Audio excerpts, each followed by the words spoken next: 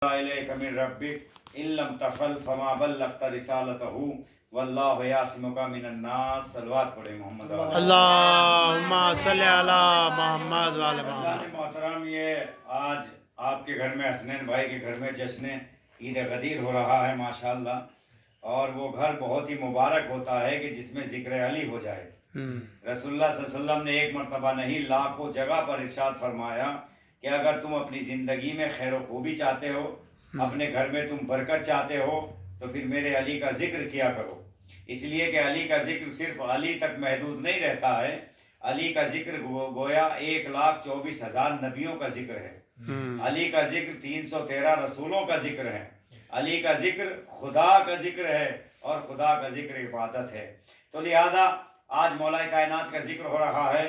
सिर्फ अली का जिक्र नहीं हो रहा है, बल्कि विलायत अली का जिक्र हो रहा है। विलायत वाजिब है। अगर विलायत को कोई इनकार कर दे तो फिर उसके नमाज भी बेकार है, उसका रोज़ा भी बेकार है, उसके सारे अमाल बेकार हैं। हमारे और आपके छठे इमाम जाफर सादिक सूरह काफी में इरशाद फरमाते हैं, एक शख्स आया और आने के बाद कहा कि मौला मुझे ये बताइए कि मैंने हज़ारों साल से अगर मैं नमाज पढ़ूं, हज़ारों साल के रोज़े रखूं और नमाज पढ़ते पढ़ते मेरी कमर टेढ़ी हो जाए तो क्या मैं फिर भी जहन्नुम में जाऊंगा या जन्नत में जाऊंगा? मौला ने कहा, कमबख्त, जो असल बात थी उसका तूने जिक्र ही नहीं किया। मैं बताता हूँ असल बात क्या है। और इमाम ने कहा, अगर तू हज़ारों साल जिंदा रहे और नमाजें पढ़े और हज़ारों साल रोजे रखे मगर मेरे दादा की विलायत को ना माने तो अल्लाह तेरी गर्दन को पकड़ के जहन्नुम में धक्का दे देगा। बेशक। और अगर हमारा चाहने वाला इमाम ने 3 मरतबा ताकीद की, हमारा चाहने वाला, तो उसको अगर नमाजों का लालच दे फिर भी विलायत को नहीं छोड़ सकता, तो उसको दौलत का लालच दे फिर भी विलायत को नहीं छोड़ सकता। हमारा चाहने वाला भूखा रहे तब भी विलायत अली में रहता है, अमीर हो जाए तब भी विलायत अली में होता है। अल्लाहुम्मा सल्ली अला मोहम्मद व अला मोहम्मद। मिल्लत, ये विलायत कहाँ से आई है? तो मैंने कुरान की आयत पढ़ी, या अय्युहर रसूल बल्लिग, ए मेरे रसूल, ए रसूल पहुंचा दो उस पैगाम को जो तुम्हारी तरफ, तुम्हारे परवरदिगार की तरफ से नाजिल हो चुका है। वह इल्लम तफल, और अगर तुमने ये काम नहीं किया तो फमा बल्लगता रिसालतहु, तो फिर तुमने रिसालत के काम को अंजाम नहीं दिया। रसूल ने कहा, परवरदिगार ये कौन सा अहम काम है कि जिसको मैं अंजाम नहीं दूंगा तो मेरी रिसालत बेकार हो जाएगी? आवाज है, ये कोई काम नहीं, ये विलायत अली है। अगर तूने रसूल विलायत अली को नहीं पहुंचाया तो फिर तेरी रिसालत बेकार है। तो मुसलमानों से यही कहना है, जब विलायत के बगैर मोहम्मद की रिसालत नहीं है तो फिर विलायत अली के बगैर मुसलमानों का इस्लाम क्या होगा? एक सलवात पढ़िए, अल्लाहुम्मा सल्ली अला मोहम्मद व अला मोहम्मद। रसूल को हुक्म हुआ कि जब हज से वापसी हो तो इसमें भरपूर गर्मी के आलम में, जवाल के आलम में, गदीर के मैदान में मिंबर बनाओ और ऊंट के कजाव का मिंबर बनाओ और अली की विलायत का ऐलान करो। रसूल ने कहा कि आ जाओ, सब आ जाओ, अहम पैगाम पहुंचाऊंगा। और 1,30,000 कजाव का मिंबर बनाया गया। अब आप देखिए 1,30,000 कजाव का कितना ऊंचा मिंबर हुआ होगा।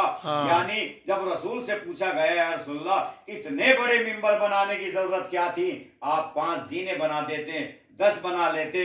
तो रसूल ने कहा, तुझे कमबख्त मालूम नहीं है कि कितनी बड़ी बात का ऐलान होने जा रहा था। जितना बड़ा ओहदा होगा इतना ही बड़ा मिंबर भी होता है। और रसूल ने फिर ऐलान फरमाया, अली इब्ने अबी तालिब को हाथों पर उठाया और कहा, या अय्युन्नास, ए लोगो, इनको पहचानते हो? तो सारे मजमे ने कहा, बेशक, भले या रसूल अल्लाह, हाज़ा अली इब्ने अबी तालिब, ये अली इब्ने अबी तालिब है। जब 3 मरतबा ये लोगों ने कह दिया तो रसूल ने अपनी जबान से कहा, मन कुंत मौला हो फहादा अली मौला, जिसका मैं मौला हूँ उसका ये अली मौला है। सलवात पढ़िए मोहम्मद। अल्लाहुम्मा सल्ली अला। इसका नाम गदीर है, विलायत अली को पहुंचाने का नाम गदीर है। तो मेरे मौला ने फरमाया कि अगर मजमे में ना पहुंचा सकते हो, ऐसा मौका ना मिले, तो फिर अपने घर वालों को जमा करो और विलायत अली का जिक्र किया करो। ये गदीर का दिन हमारे लिए बहुत बड़ी ईद है और इसके बाद फिर ईद मुबाहिल आ रही है और फिर मुहर्रम और सफ़र के बाद ईद ज़हरा आएगी। इंशाअल्लाह सारी ईदों को मनाना चाहिए اور بس آخر میں یہی کہوں گا کہ جس نے ولایت کو مان لیا اس کا اعمال بھی قبول ہے، اور جس نے ولایت کو چھوڑ دیا اس کے سارے اعمال بیکار ہو گئے. یعنی دار و مدار اعمال ولایت علی بن ابی طالب ہے، اور رسول کو ولایت کا اعلان کرنا پڑا اس لیے کہ اگر ولایت کا اعلان نہ کرتے تو رسالت بیکار ہو رہی تھی. بس عزیزان محترم، حسنین بھائی کے گھر میں یہ ہوا، آپ کے گھر میں ماشاءاللہ ہوا. بس آخر میں یہ ہے کہ ہم کہیں بھی رہیں، جہاں بھی ہم رہیں، ہمارے دل میں علی بن ابی طالب کی محبت رہنی چاہیے، علی بن ابی طالب کی مودت رہنی چاہیے، اس لیے کہ علی کی محبت دراصل اللہ کی محبت ہے. بس انہی لفظوں کے ساتھ میں ختم کرتا ہوں. وقت کے اعتبار سے اور لاک ڈاؤن کے اعتبار سے بھی تو انشاءاللہ یہ ہماری خوش نصیبی ہیں کہ کبھی بھی سال ہمارے غدیر کا نہیں چھوٹا، اور مولا نے ایسا انتظام کیا کہ اس سال بھی غدیر ہم سے نہیں چھوٹی.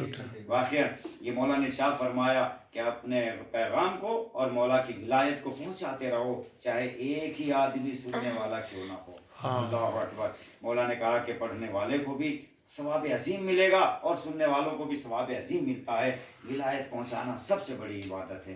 بس میں دعا کروں گا پروردگارہ جس گھر میں آج یہ ولایت کا ذکر ہوا اس گھر کو قیامت تک کے لیے باقی رکھنا. پروردگارہ ان کی نسلوں کے نام کو قیامت تک باقی رکھنا. انہیں سچا امام زمانہ کا سپاہی بنانا. پروردگارہ اس گھر میں خیر و برکت کی بارش عطا فرما. اور یہ ہمارے حسنین بھائی سروس کرتے پولیس میں، معبود ان کے ڈپارٹمنٹ میں ان کی عزت کو آسمان تک پہنچا دے.